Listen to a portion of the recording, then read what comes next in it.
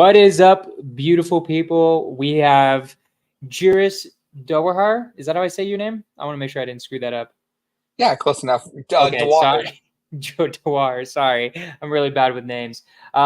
He's an awesome guy. I've been following him on Instagram for a while. I was like, this guy's really cool. He does wholesaling, flipping out, like all this cool stuff, has a cool community.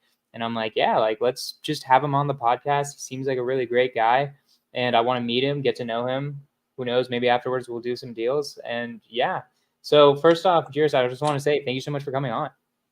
Yeah, man. Thanks for having me. I love hanging out. I love talking real estate. I love your audience. I love your mission, like helping people scorch their fears. Because I mean, man, so much of it is just like it's just fears. And when you can just realize that they don't need to hold you back. Like, I mean, I don't know. You're just doing great stuff, man. I'm super happy to be here and scorching more fears with you. I love it. So real quick, for my audience who doesn't 100%, who might not know you, just give like a quick real estate resume. Just like break down like what you've done in your real estate career so far, what you're mainly doing, all of that good stuff. Just real quick. Cool. Quick 2 seconds. I graduated high school in 2002. I'm going to start with this story because it's important, right? Graduated high school in 2002, 1.53 GPA, 311th out of 320 kids. Bottom of the bottom, right? And it's not because I was a bad student. It was just because I had a hard time like studying and memorizing. You know, for whatever reason, I just couldn't do it. So at my exit interview in high school, the guidance counselor asked, "Hey, what do you want to do after high school?" Well, my answer was, "I just want to go to college," because I thought that was the right answer. And he looked at me and said, "Hey, do you have any more realistic expectations?" So then I was like, "Well, crap, I guess I'm going to join the military." So I walked across the auditorium and ended up joining the Army. And while I was in the Army, I went in as a helicopter and diesel mechanic. And while I was in there, I actually graduated from both of those MOSs and was an honor graduate, distinguished honor graduate. I crushed it. And what I look back like what was different. Well, in the military, we're not taught to like memorize. We are taught like how to find the answers, and it's the complete opposite of like what we're taught in school today. So I got really good at finding answers. Well, while I was in the military, I'd managed to destroy my credit. Like 474 credit score, it was super bad. And in 2009, by the time I left, I was like, and transitioned to civilian life. I'm like, man, I want to get into real estate, but I don't know what to do because I have like no credit, I have no money, I didn't set anything aside. What do I do? So I did what I do best, and I started researching, and I started looking for ways to break into real estate that took little money or no money and like no credit. And that's when in like 2009 I got introduced to wholesaling. And wholesaling basically is you find a property, you mark it up a little bit, you sell it to somebody else. And I'm like, cool, all this takes is like hustle and hard work, and I can make a lot of money. So I got really good at wholesaling. So from 2010 to 2015, 16, I went on to do over 1,000 wholesale deals. I had a on-market side, off-market side, probate, share sales, like you name it, I was buying houses that way. And that was like back before wholesaling became like the thing it is today. And it was amazing. But one thing I realized was wholesaling was very transactional. Like as soon as I sold something, I was kind of looking for the next one, right? And I wanted to find a way to build passive wealth and be able to walk away from something. So in about 2016, my good friend Nate kind of like introduced me to the Burr method. And I got, I kind of got started, got that ball rolling in that. And from 2016 to 2020, I went on to buy over almost 60 doors following the Burr method. And not only by 60 doors, I was able to buy them in such a way, in such an area that they appreciated like a lot.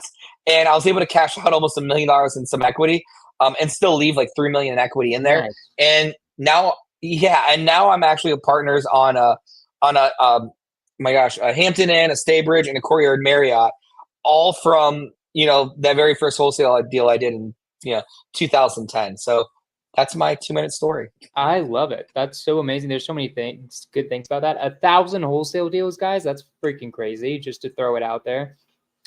I'm a little bit like I'm 4 years into this game, right? I've gotten to the point where it's like wholesaling's great. I love the income, but now I'm like, God damn it, I should own more real estate, right? Like I have I have 2 doors right now, right? I sold one. And it's like, all right, we should have more, right? So anyways, it's just funny. Like I see the development happening. I've talked to enough people where like eventually like it always ends in buy and holding, because wholesaling, you just got to keep going and going and going. And it's like, okay, we need some like forever money too, right? Yeah. I made the mistake though, man. Like I tell people 1,000 deals and they're like, oh man, congratulations. And I'm like, no, I should have only done like 75, right? I should have done enough to fix my credit, house hack, and then buy and hold. But like I went from like wholesaler to flipper because a lot of people I was selling houses to were flipping them because I thought that was the progression. And it's not, right? It's like wholesale for as long as you need to. So then you can start buying and holding. That was like probably like my biggest mistake slash takeaway. No, I 100% agree. I didn't like, I've done a few flips and I'm like, this is exact same problem. You still have the exact same problem of needing to keep finding a new deal. Yeah, you get a bigger fee or you lose money, right? So like, Right. Yeah.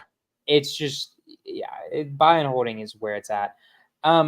So let's talk about fears, right? I mean, that's the point of this podcast, right? What were you dealing with when you were starting in wholesaling and real estate? Like what fears did you have?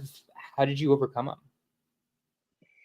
Man, I think one of the fears, like when I first got introduced to wholesaling, this was 2009. Like this was kind of before, like, like everybody was a guru and everybody who's done like 2 deals is like teaching people. Back then we had to do a lot of educating people because back then people didn't really know what wholesaling was. They're like, is this even legal? Like, what are you doing? And and and once we overcame that by telling them, yes, it is. This is how it's legal. We're double closing or we're signing it. We have the right to buy it.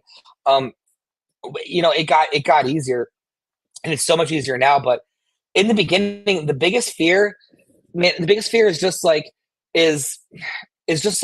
what was my biggest fear back then? I got to be honest. Like I really didn't come in a position of there really wasn't a huge fear, but for me there was like my fear of like what if this didn't work? I guess because for me it had to work. I had no other option but to break into real estate and to make it work. So I feel like what I love about real estate is you're only limited by yourself. So what I mean by that is like so many times like we'll work jobs or we'll do things where like you trade it an hour, you get paid an hour. Like you eat, like you kind of just like somebody else decides what you can earn. And in real estate, it doesn't have to be like that. Like I loved real estate and wholesaling especially because I got paid what I earned. So my fear going into it was like I was just gonna like leave nothing for anybody else. Like everybody else was gonna starve because I was just gonna like destroy everything. But I didn't have a fear. I just like I had no choice. I had no option but to make it work. So I did make it work. So talk about that a little bit because I go back and forth. Like I think certain personalities can handle that. I'm one of those types of people. My story's similar-ish to yours. My credit was fine, but like I was broke as hell and I really didn't have any other option but making real estate work or maybe be an insurance salesman. I don't freaking know. Like something like who knows what I would have done. But it was basically the only option that I saw that was good, right? Or like a really good option. So like talk about that. Like when you say there's no other option, like do you recommend that for other people? Because like I understand it. There's a certain point where it's like, all right, like no, there's no other option, so I don't really care. It actually is almost calming in a way because, at least in my opinion, anxiety comes from having too many options or not knowing what to do. There's only one thing you can do. You're not usually that anxious about it or fearful, right? Do you recommend people just burn all the boats, or what would you say to most people when they're getting started if they have fears, or if that's a good idea, you think? Yeah, so that's a good question. So, I like the people. So for me, I had no other option, right? I had to make this work. But now people but not everybody's in a position like that. So my thing is like, look, what's the worst that's going to happen, right? First of all, how you get over your fear is you get educated. Like you get on podcasts, like you listen to stuff like this. You subscribe to this channel. You listen to other people's stories. You just absorb as much as you possibly can until like one day it'll click. But you just don't do it until you're ready. Like for example, like when I learned how to wholesale, I learned about it and then I found somebody to mentor me back then in 2009 to teach me the ropes. So like to actually show me how a double close worked, to actually walk me through all this stuff. And then once I learned the basics and I really understood it, that's when I went out on my own. I'm like, dude, thank you so much. Like, you changed my life. Now I'm going to go go and build a company. And, I, paid for a mentor. Like, I'm not afraid to say that. Like, if I need help and I need the answers, like, I'm going to find somebody that has the answers so I can go from here to here a lot faster.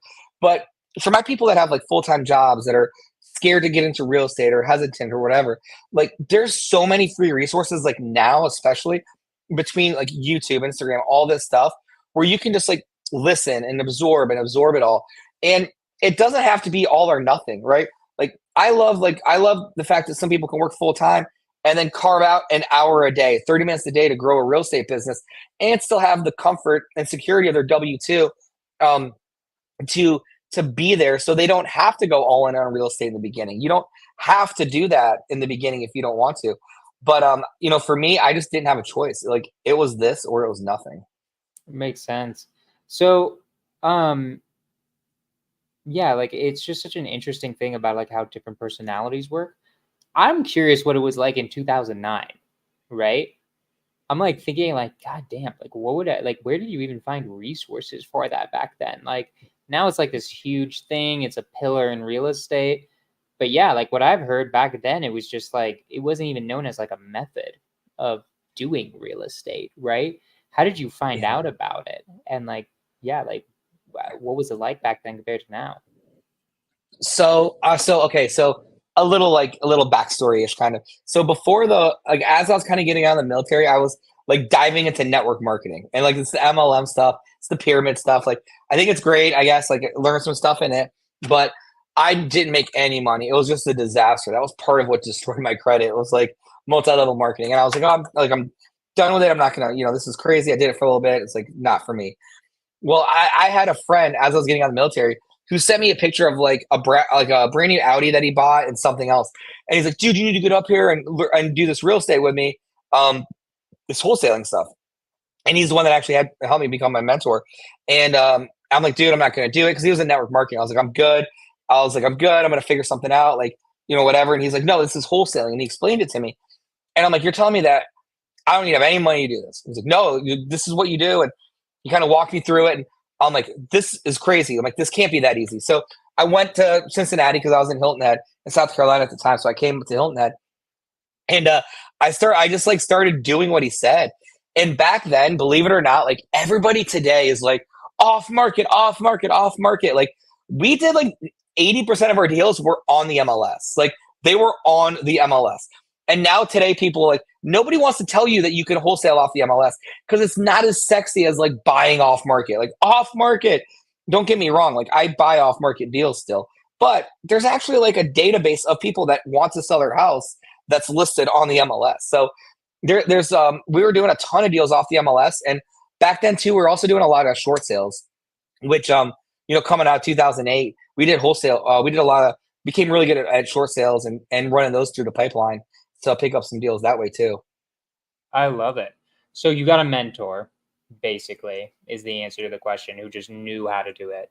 And by the way, like I do mostly on market. My entire business is agent outreach. Like it's either off markets through real estate agents or on markets through real estate agents, right? So it's a great method. At least 50% of my deals are on market. So yeah, no, people are stupid when they think they can't do deals on market, but it doesn't even make sense. It's just like, I just hear it and I just want to be like it doesn't matter. Like, what are you talking?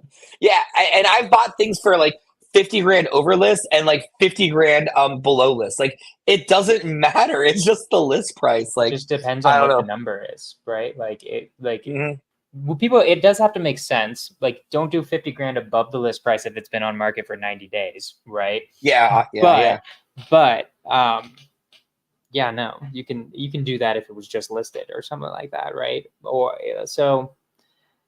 And anyway, so okay, so you had a mentor, right? How did you find the mentor? I mean, well, he was somebody that I knew through my network marketing days, really. Like, I wasn't even seeking somebody to do it, but I was looking for a way to break into real estate. And, at the time I was talking to him about just getting my license and whatever else. And then that's when he's like, you got to come up and do this. Like, this is insane. I'm crushing it.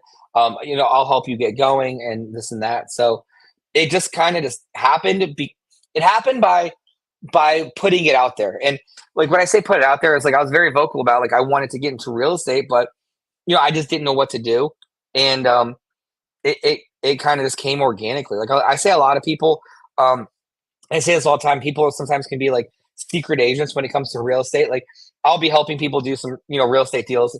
And I'm like, hey man, just out of curiosity, like I noticed like I've been talking to you for a while about real estate and you haven't posted once on Instagram, YouTube, Facebook that you even buy houses. Like why? And they're like, well, nobody in my family knows I do real estate. I'm like, what's wrong with why? What's wrong with you? Like you need to let everybody know that you're buying real estate all the time. Like your best lead source, like people ask very often, like, Jiries, where's the best place to get deals? Warm market. If I could get a lead source any way possible, it would be my warm market.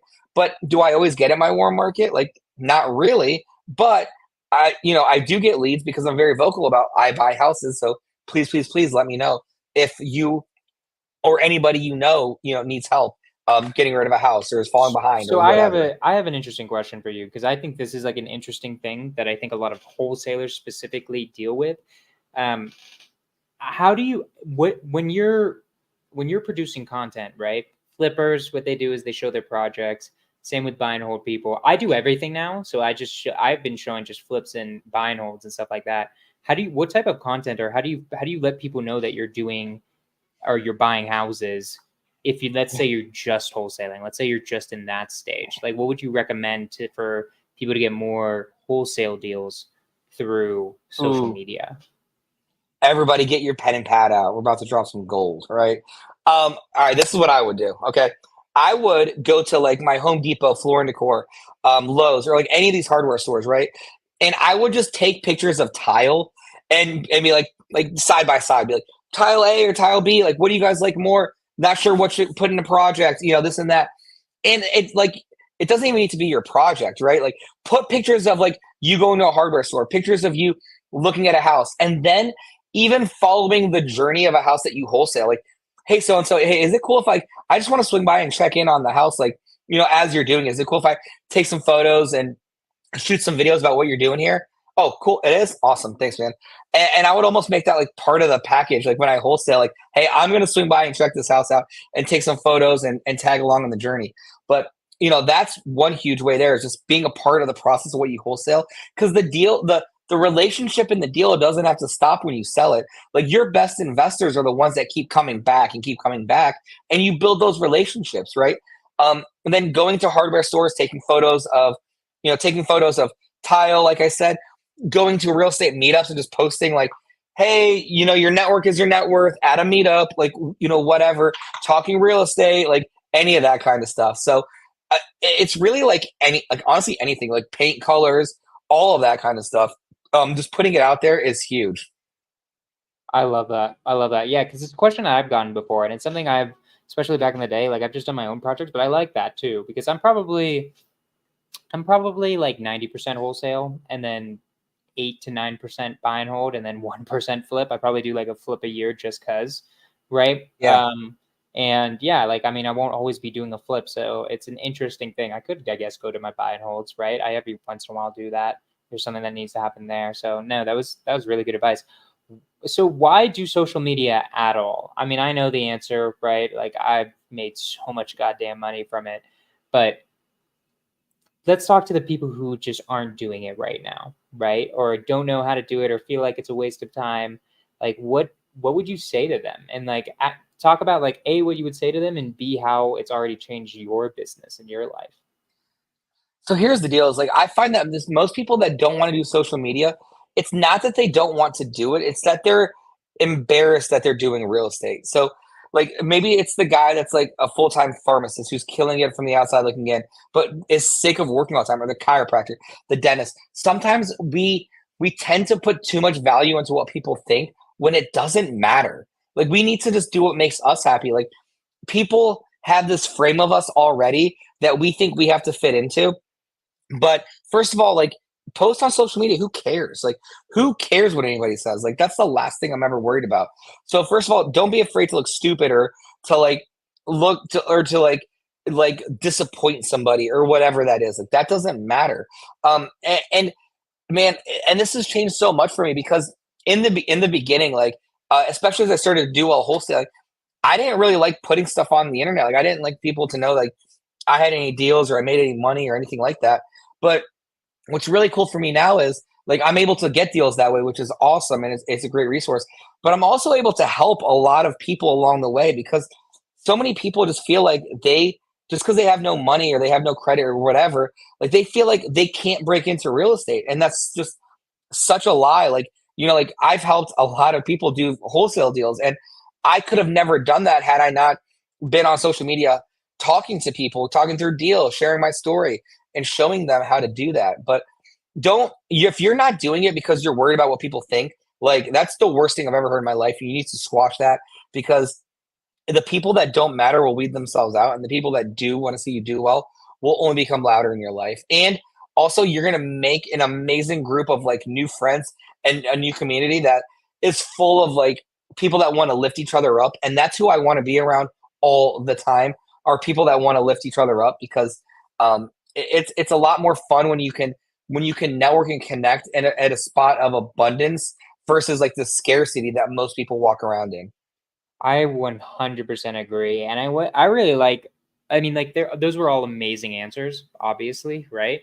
I want to just say like getting somebody's first deal, there's not quite a feeling like that anymore, right? Like once you've made a ton of money, money's cool. It's kind of exciting getting a new deal and being like, ooh, I get excited about like adding a new one to my portfolio a lot more.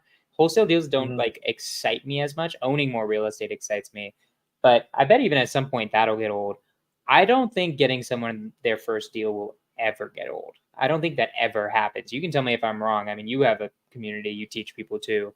But like I'm doing a deal right now and the acquisition wholesaler, I found a buyer for him and I mentored him a little bit. He's about to make 27 and a half grand, right? And he's like, I think he's like 19 or something like that.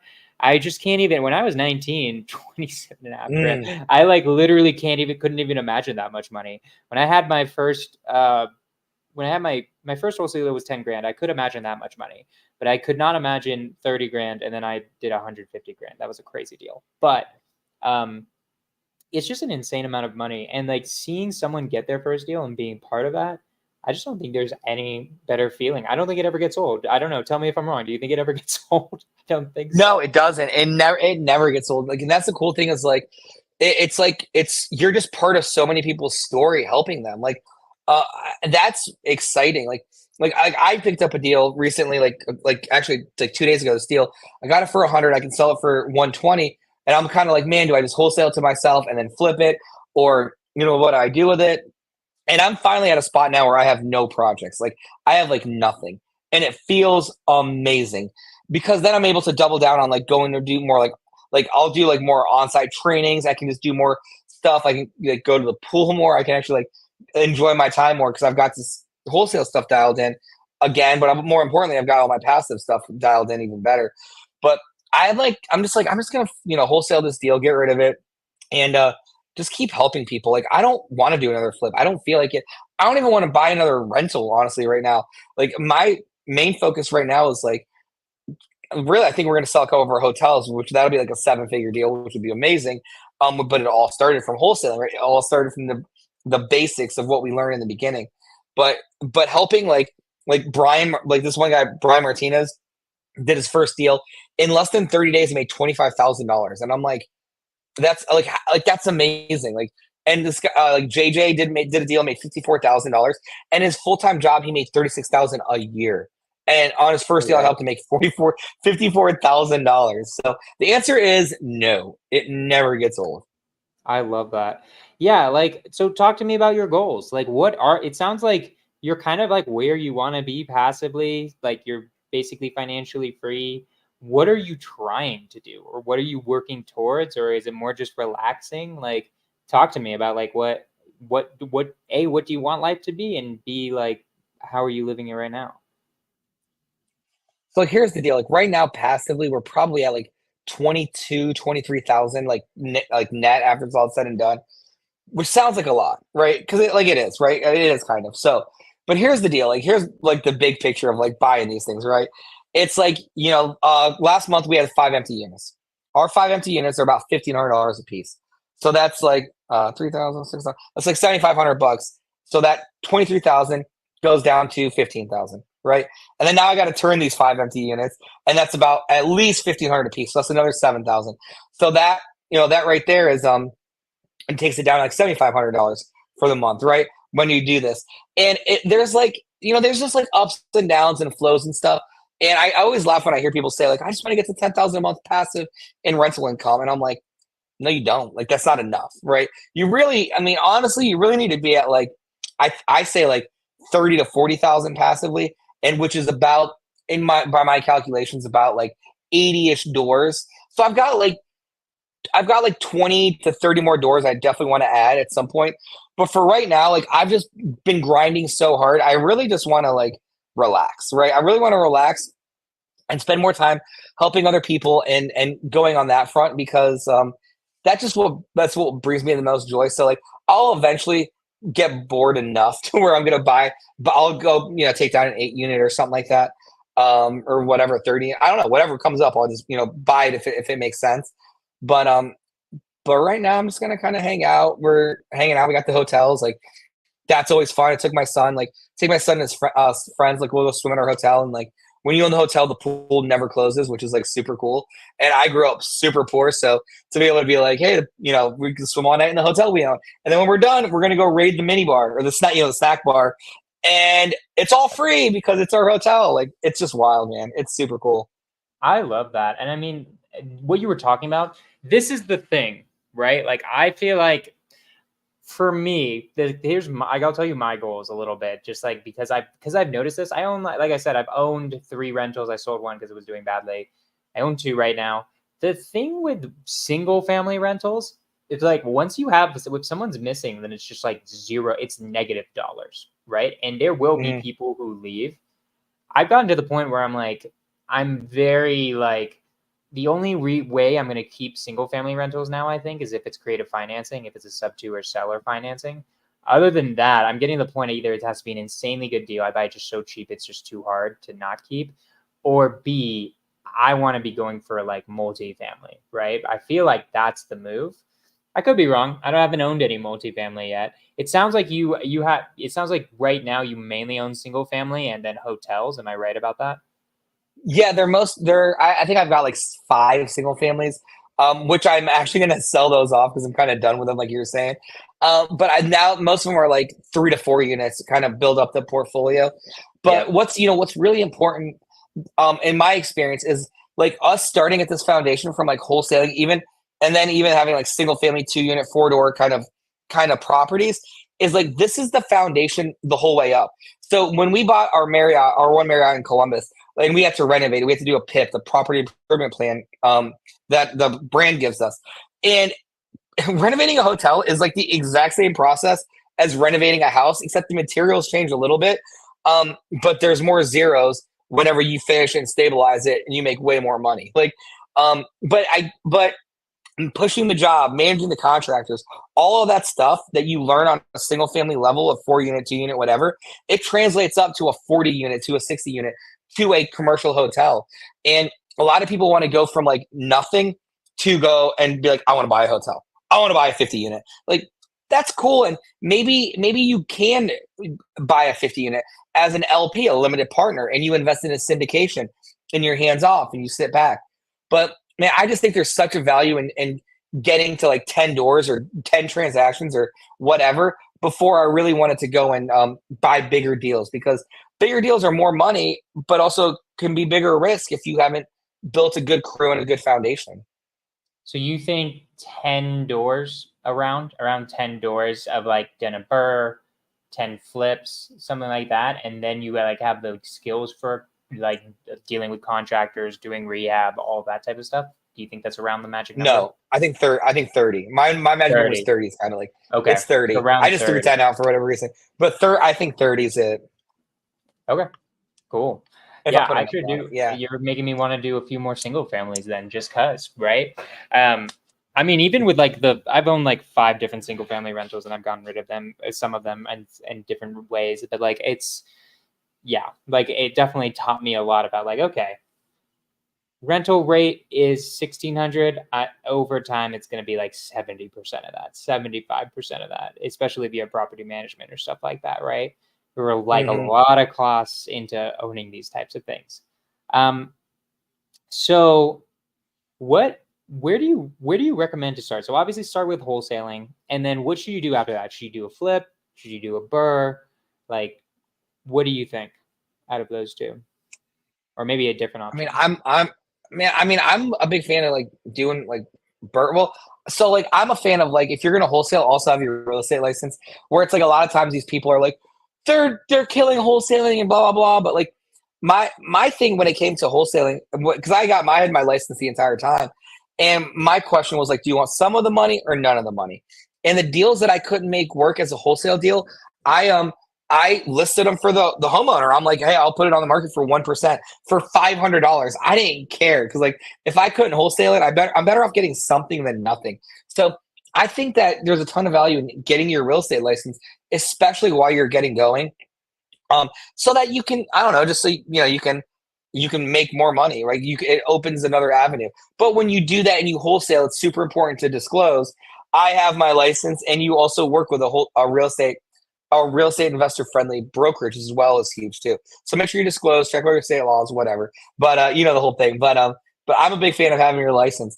But for me, it's like I go from wholesale, then it would be buy and hold. It would be burr. I don't think you need to flip. Like I mean, flipping's good. But man, if you can wholesale some stuff, like that's a ton of fun, and you just like get rid of it. You don't got to worry about permits, contractors, material, any of that stuff. Like I can flip it. I can make like the one house I just got. I'm like I can wholesale and make a quick 20, or I can flip it and make like 80 in like 6 to 7 months. And then I think about it, and then it's like, okay, that property is taking me away from doing 3 other wholesale deals that I could have made 20 a lot quicker. Like, you know what I mean? I'm just thinking about what's the highest and best use of my time right now, because in the beginning, especially like all the younger people listening, like in the beginning, you think it's all about making money. Like you're like money, money, money, money, which it is. Like money is important, but what's more important is time. And unfortunately, like we live in a world where like you have to have money to get your time back. And now I'm just very particular about like where I want to put my time, because I don't know. I just don't want to waste it, and I don't get any of it back. 100%. And then also just like if you are going to go throughout that work, at least then you get to keep the property, right? If it's a burr, and then it's like you'll okay, always this is like long-term wealth, Yeah, you know what it's like, man. Joe, you sold houses to people. Like I'll sell something that's like fully permitted, inspected, it's beautiful. The home inspector comes in and goes, nothing is right, everything's terrible. And I'm like, dude, I had this thing inspected by the city. It's signed off. It's good. Like this ungrateful homeowner doesn't even deserve this. Like I'm gonna keep it. It's turnkey. It's good. But yeah, I know. God, yeah, that's a great point, man. So what markets are you in, right? Because I've honestly been in higher price point markets, so it's really hard to make burr work just generally, because I'm in the Denver, Colorado Springs. You sometimes can. I was doing it in like San Francisco Bay Area, which is crazy, and you don't even want to deal with those tenants. What markets are you in where you're able to burr properties, or you feel like it'd be good to be for buy and holds?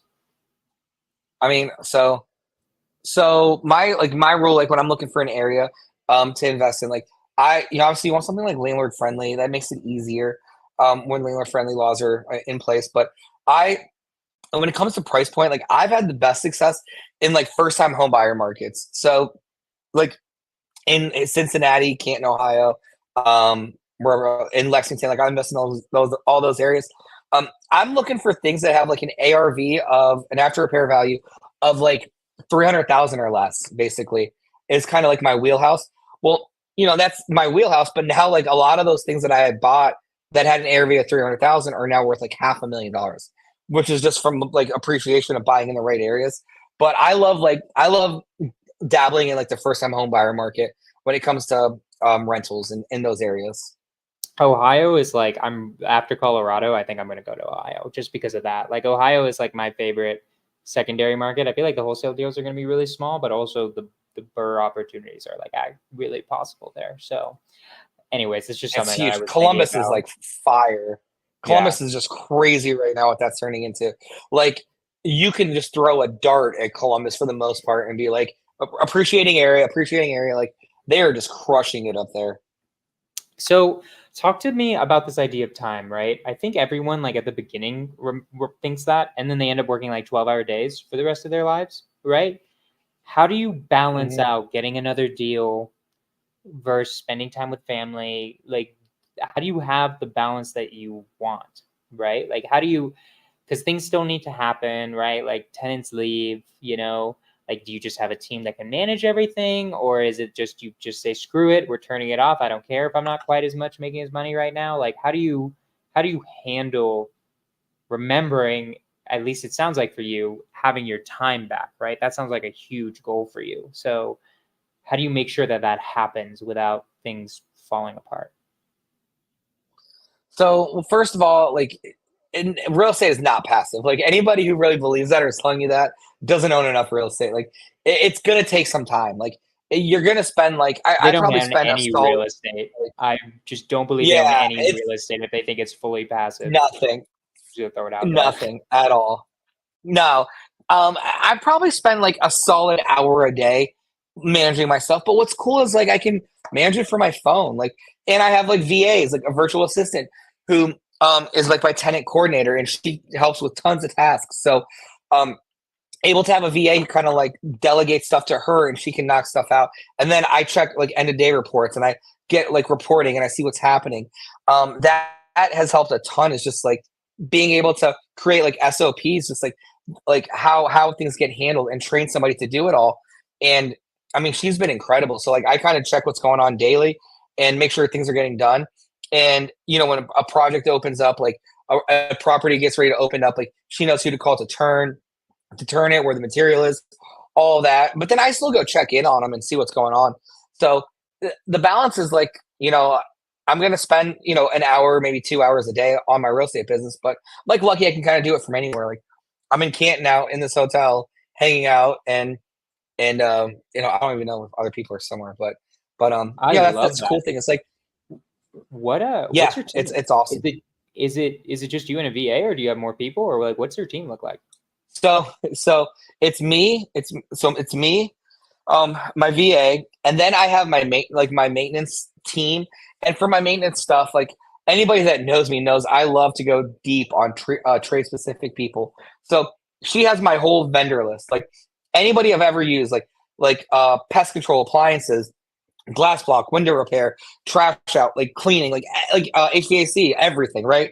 So whenever a maintenance request comes in that has something to do with like plumbing or water or HVAC, she just goes to my spreadsheet, um, finds that contractor, then goes on the Google Voice that she has, and then just coordinates with the tradesperson. Says, "Hey, this is going on here. Can you contact the tenant at 926 Mount Hope and let them know you'll be there to knock out X?" And then I'll see the property go from, or the task go from like open to pending, because I'll get a text or an email or a notification on Slack or whatever. And then I'm like, cool, it's getting handled. I'll read the notes she put. And then it'll go from like pending to close. And I'm like, cool, it's done. And then I'll get a report at the end of every day of just open maintenance, just to see like what's still going on, like what's happening. And luckily we've been pretty on top of just getting stuff done. And a big part too is like it goes back to earlier, like when you gut these properties and like we do these big rehabs, like they're gonna be pretty maintenance free. I'm not saying we don't get any calls, but like we probably get a handful a week at the most. Like at the most, like one of the calls we had two of today and yesterday was it's really hot. Can I get window units? And these houses have brand new HVAC systems, which it's like the second floor. I don't care whatever happens. They never get as hot as the first floor. It's just what it is. Heat rises or cold as first floor. And my answer to that's just like no. Like you can put your own window unit if you want, but we're just not going to do that for you. Unless it's one of my older, like this one older cool like retail space I have where we have to. But I don't know. That's it. That's how I handle it, and it's worked really well for me. And then I have a leasing agent who shows the properties when they're empty, and she's a newer realtor who gets pretty really good money. Shows my units. My units are really really nice, so they're not hard to rent, and I pay her 50% of 1 month's rent whenever she gets something rented.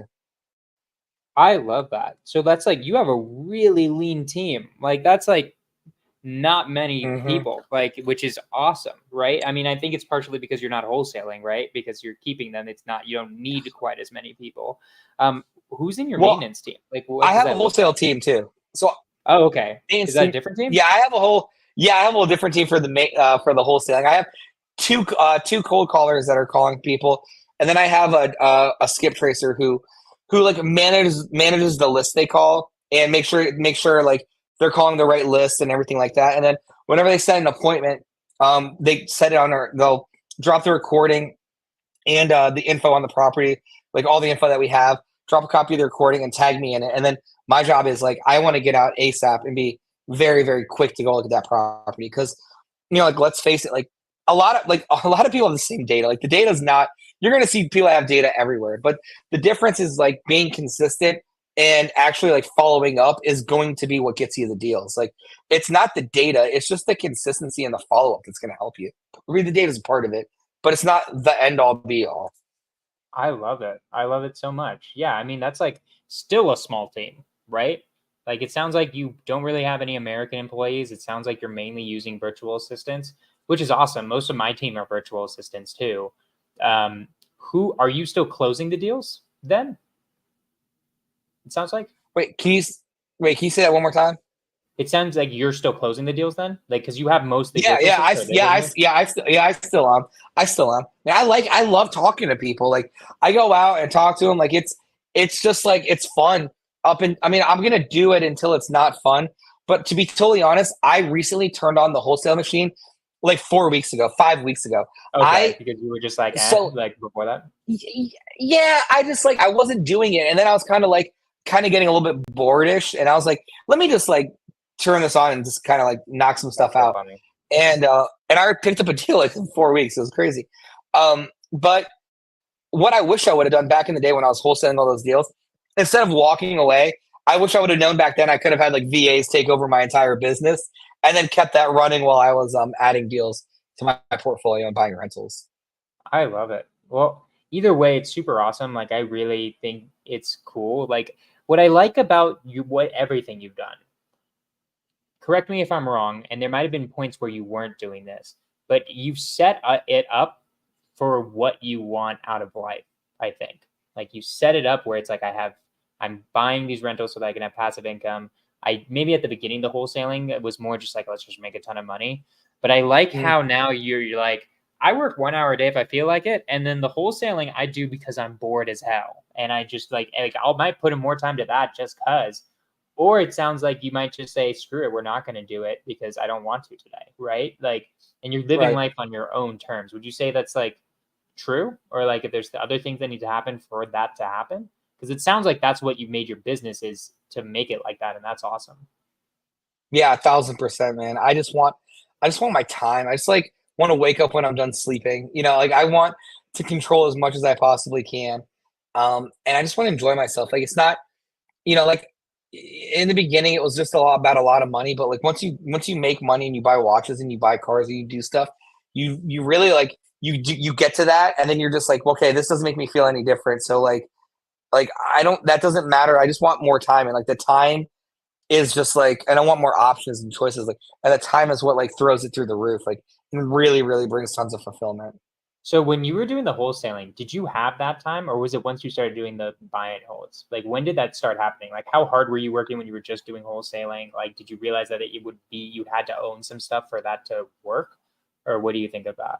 Yeah, I was working my guts out. Like I was working a lot. And it wasn't like hard work, but I was like throwing signs, driving for dollars, tons of appointments, meeting like lunches with different REO agents, real estate owned, like bank owned agents, different probate attorneys, nuisance attorneys. Like I was just like always out. Like I was like networking and always talking real estate.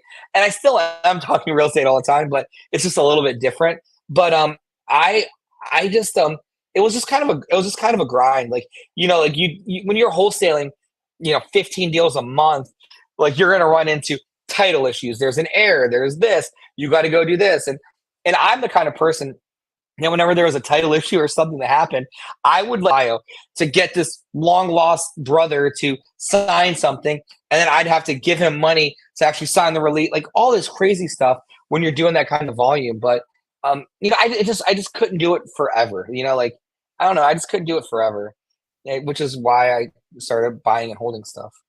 I love it. So talk to me real quick about the hotels. How'd you get into hotel buying, or like what happened there? Man, I don't even know. Like, so I was it was like after COVID. It was like kind of like COVID-ish. It was like 2020, 2021-ish. And like I went to my good friend Nate. I was over at his house one day. We were talking about talking about real estate stuff, and I'm showing him all this, and like we're going over my schedule of debt. And he's like, man, you've got like $5 million in equity right here. And I was like, really? Because I feel kind of like broke a little bit. Like, what do you mean I have all this equity? He's like, we're getting ready to go buy. This was like the first. I think the first one was like the Hampton Inn and the Staybridge. He's like, we're buying these. He's like, why don't you just like throw down some hotels with us or whatever? And it was just really being around the right people. Like, I'm talking about, like when you like level up your circles, you start thinking of things that you never could do. Like, I didn't even know people could buy hotels until like 4 years ago. Like, and then I went down to a hotel conference with them and met all these people that owned all these hotels, and I was like, holy crap! Like, I thought I was doing good with like wholesaling or buying these little rental properties and whatnot. But like I was wrong, right? There's always like somebody that's a level ahead of you. So it's always about being like, I always like to say, like, I just want to be the dumbest person in every room I go to. And if I'm the smartest person there, it's like A, either because I'm helping somebody, or B, because I'm uncomfortable and I don't want to get out of my comfort zone, which that's not acceptable. I need to get used to being uncomfortable. But because in between like comfort and discomfort is where the growth happens. And the more uncomfortable you can stand being, the more money you're going to make, and the better you're going to grow. I love it. I love it so much. So yeah, so we're starting to get to the end-ish of the podcast. I know we started a little late, but I don't know. I don't want to necessarily use up your time if you don't. I don't know how much time you have past 7. So what I want to do, I want to ask you at least one more question, right? Yeah. And that question is if you could go back to, is it Jiries or Jiries? I'm sorry, I'm gonna have trouble with Jiries. You go back yeah. to when you were just starting. Like, let's say you could go back to Jiries right when you were just starting. You're about to do your first wholesale deal, or maybe you're just learning about wholesaling.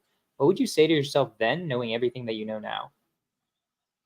I would say use wholesaling as a tool to get yourself out of the crappy situation you're in, and to fix your credit. So use wholesaling as a tool to like fix your credit, pay off debt, save some money, build really, really great connections in community, learn how to talk to sellers, learn how to talk to investors, learn how to budget renovations, and just get in the right circles, and use wholesaling as that thing that I can bring value to somebody that I want to be like. And then once I've done that and I feel really, really confident about that, then like bet on yourself. Like, you can do it, and start sooner working towards being what you want, instead of just like being comfortable wholesaling houses forever. I love it. Like, back then, did you want to own a ton of real estate? Is that why you say that? Man, I didn't know that I could, honestly. Like, I just didn't know that. Like, I just thought the people that I sold houses to were the ones that owned them. And I didn't think big enough that I could. Like, I just was still in my head about how bad my credit was. Even though I had paid it off, I didn't think about taking the next steps. I just didn't. Like, and it's crazy to think that. Like, I've done 1,000 wholesale deals, but like, on the other side of that number is like, I've also sold away probably $100 million in equity. Like, it's Right. great, or probably like $50 million in net worth, $50 million in net worth, with all the deals that I just sold away. Yeah, no, 100%. So, real quick, where can people find you, right? Like, I know we're streaming on your Instagram too, right? But like, where can people find you? Should people just look you up on Instagram? Let's say somebody has a deal in Columbus or Ohio in general. How can they reach out to you? I mean, just, you can find me on Instagram, Jiries D at Instagram. You're not going to find any more of me, like Jiries, D, Instagram. Search me on there. Like, you'll find me. we have a big Facebook group. Burr Invest is a big Facebook group that we have. Me and my friend Nate. We've got like 280,000 members in there, man. We hang out. We try to answer questions. I go live in there twice a week. Nate goes live in there. Well, I go live once a week. Nate goes live once a week, but Nate's like traveling Italy, so like, but between both of us, we're at least live twice a week, helping you guys out. So, just glad to be here, Jonah. Like, definitely, we should definitely do this again. Why not? And Yeah, 100%. hang out. Yeah, guys, please follow Jiries on Instagram. Do you have a YouTube or anything? Yeah. Jiries Dawaher is my YouTube. I'm terrible at plugging any of my stuff. Like, what you got? Just search my name and you'll find stuff, and you guys can add, follow, or whatever. He's got a lot of wisdom, guys. Definitely follow him, subscribe to him, right? Send him deals. Let him know that if you saw him on this podcast, be like, hey, you're awesome. You know, like, even if you don't have a deal for them, tell him you're awesome. Tell him that he's awesome, right? I always love doing that. Jerry, stay with me just like 5 seconds after we end the podcast too. Like, there's a few things I want to see if we can collab on. And yeah. Do you have any last words before I end this? No, I mean, guys, you're in the right place. Like, pay attention to what Jonah says. Like, watch these episodes, watch the other resources. Like you're closer than you think you are. And by people like studying stuff like this, it really puts you like in the top 1% of real estate investors, because no matter how little you think you know, there's always way more people that know less than you. And if you're studying this stuff, like I always say like 25, 50 hours a week, or not a week, but 25, 50 hours of consuming information like this, it literally propels you in the top 1% of what people know about real estate. So don't discredit all this stuff, and don't be afraid to take action. I love it. Guys, we'll be back. Sports Affairs always 6 p.m. MST. Jiries, I appreciate you. Stay on for a little bit. And guys, I will see y'all next time. Sports Affairs, let's freaking go.